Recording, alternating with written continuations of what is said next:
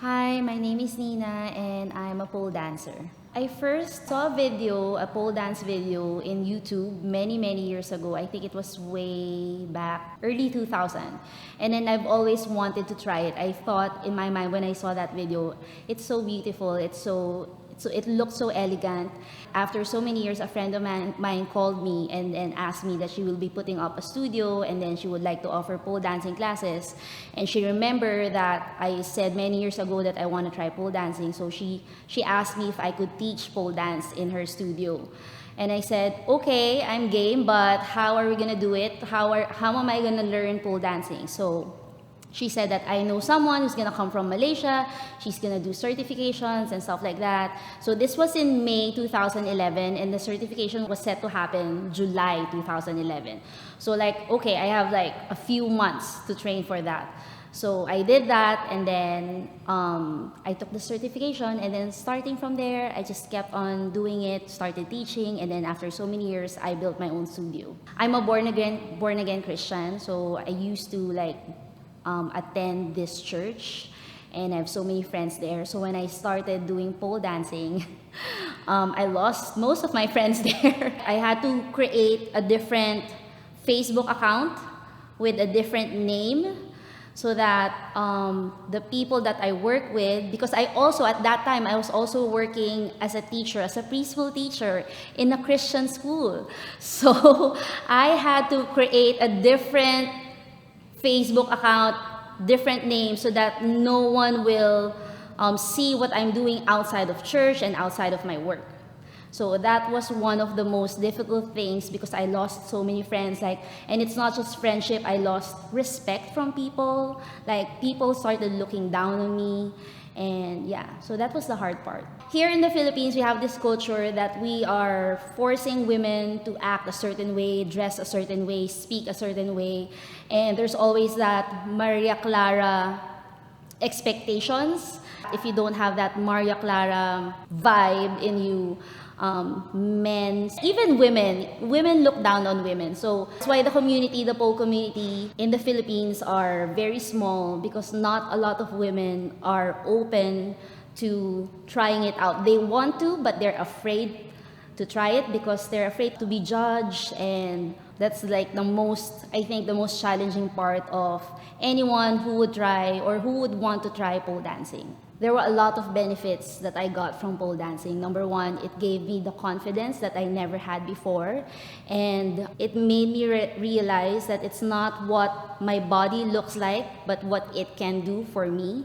So that's what I like about it. Doesn't matter if I'm small or she's big or she has one arm or one leg, we're all doing the same thing, we're all strong. That's the best thing about pole dancing. At the end of the class, students would come out feeling accomplished, feeling empowered, and feeling good about themselves, no matter what the size, shape, and race or color of their skin is.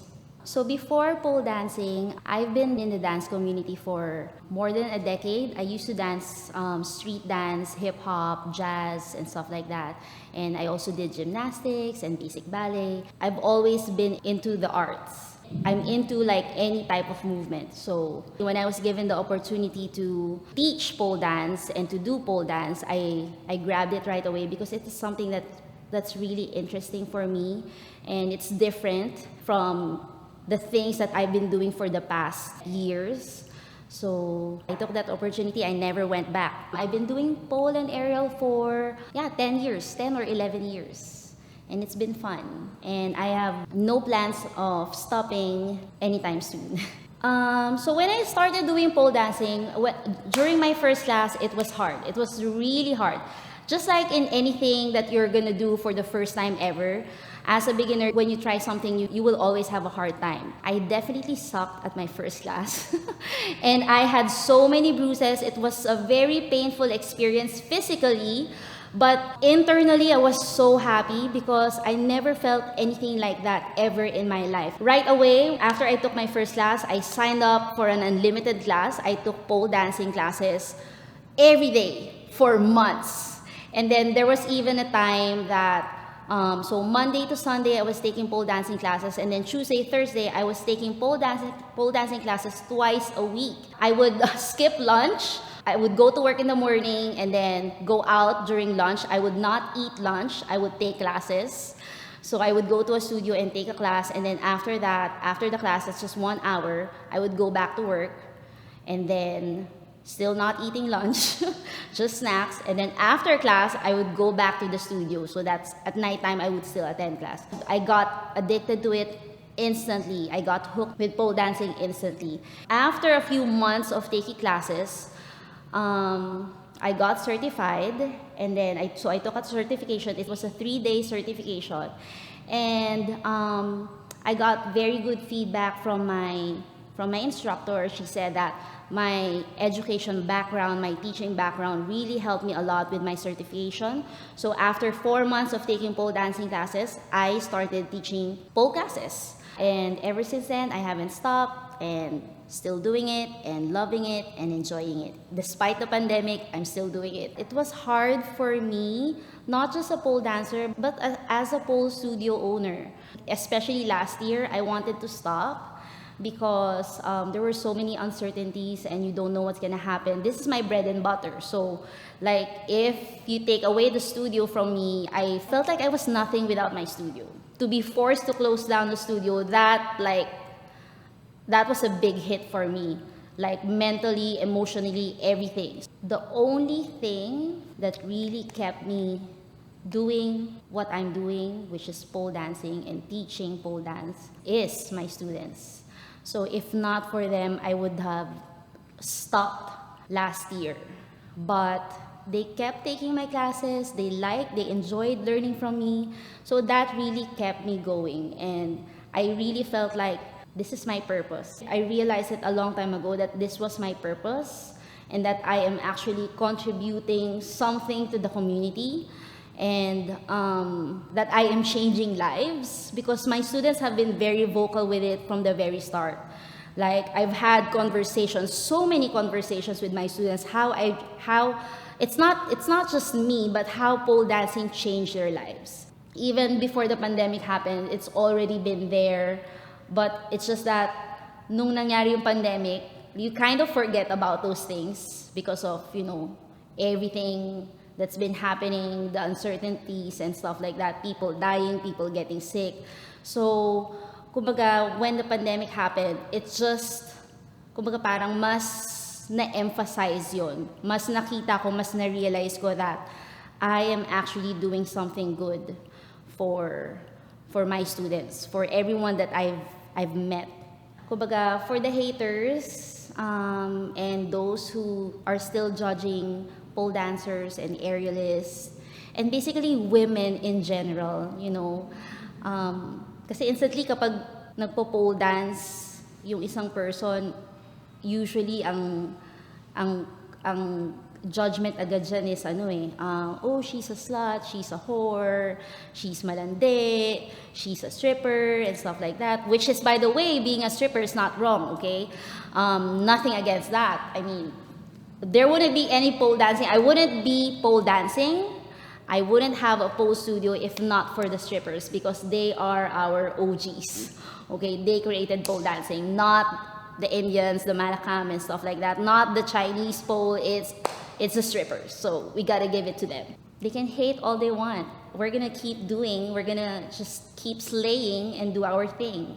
As a beginner, I wasn't able to document my journey in pole dancing when I was just first starting out, because my husband and I had this agreement that since we were still very much active in the church during those times, we had an agreement that he would support me in my pole dancing because he loves me, right?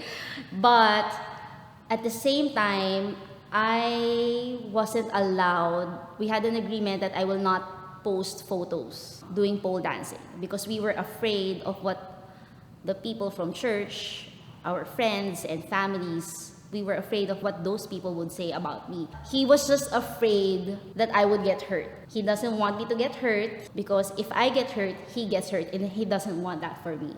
So it's not that he's against pole dancing. He was really very supportive. It's just that he doesn't want me to get hurt.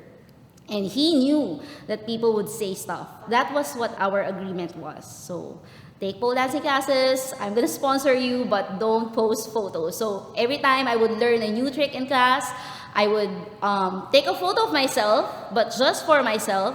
I would keep it and I would show it to my husband, but what I will post in my Facebook account, I would Google a photo of someone else doing the same trick, and then I would post it and I would say, I learned this trick today. But thankfully, it's not like that anymore. Like I haven't encountered a student who is experiencing the same thing that we experienced before when we were just starting out in pole dancing. So definitely the Filipinos are more open to it now than it was when I was just starting out. I don't blame them for having that kind of concept or for judging pole dancers that way. I couldn't blame them because even up to now, people still look down on women who are generally strong women. I think people are afraid to see strong and independent women. Because in the Bible it says that you have to be submissive to your husband and stuff like that. And just doing pole dancing is like opposite of that because you're showing strength, you're being empowered and stuff like that. Unlike yung concept before is dapat ang babae sa bahay lang, nagluluto, hindi nagtatrabaho, taga-alaga ng bata. And dapat hindi nagsusuot ng ganito, ng ganyan, kailangan balot na balot. You're a wife, you have kids, so you're not supposed to talk and dress that way. So it's not just a church thing. It's a Filipino culture na parang kailangan Maria Clara ka. If you're a Maria Clara, then you get the respect. If you're not a Maria Clara, you're not respected. So you're not a good woman. Lalo na yung mga Pinoy, like parang, hindi yan pang asawa. That's not wife material because she's doing this, she's wearing like that, kita yung cleavage, kita yung... Alam mo yun, it's a very Filipino culture. It's not just the church. I don't owe anyone any explanation. This is my life, this is my body, my choice. I'm gonna do whatever the fuck I want to do, right? So, they're not paying my bills, so I don't need to say anything to them. I don't need to try to explain myself to them why I'm doing this, why it makes me feel good, why empowerment is good. It just doesn't merit an explanation from me. When I tried pole dancing, my mind was set. I knew that I was going to be judged. So my mind was already set that I'm just going to keep doing what I'm doing no matter what people say. I think men are insecure when women, especially their girlfriends or wives, try pole dancing. It's because they're afraid, because they know what men will think, what other men will think. And the only way you know what other men will think is because ganun ka din. That's how you think, and you tolerate it.